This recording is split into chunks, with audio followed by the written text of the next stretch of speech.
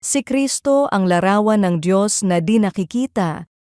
Siya ang panganay na anak at panggunahin sa lahat ng mga nilikha, sapagkat sa pamamagitan niya ay nilikha ang lahat ng nasa langit at nasa lupa, nakikita man o hindi, pati ang mga espiritual na kapangyarihan, paghahari, pamamahala, at pamumuno. Ang lahat ay nilikha ng Diyos sa pamamagitan niya at para sa Kanya.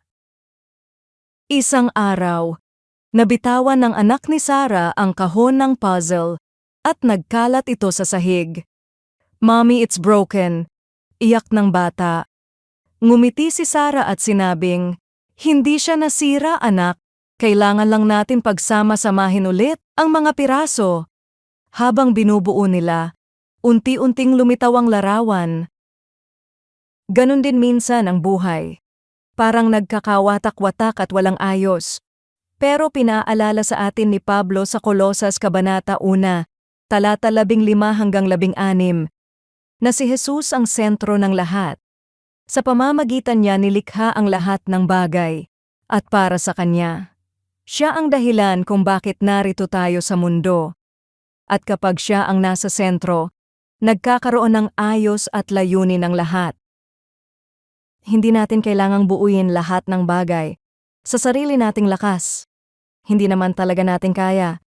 Si Kristo lang ang makagagawa nito, at ginagawa niya ito araw-araw. Hayaan mong si Jesus ang humawak ng lahat sa buhay mo. Siya lang ang may buong larawan, at hawak niya pati ikaw. Magtiwala kahit hindi mo nakikita ang kabuuang plano. Gawin siyang sentro, hindi lang bahagi ng iyong buhay.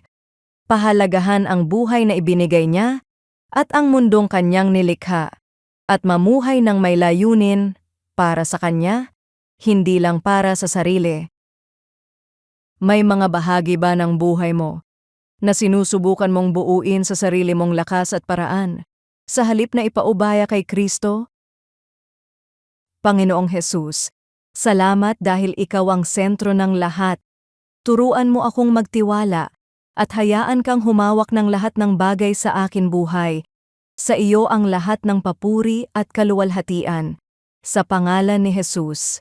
Amen.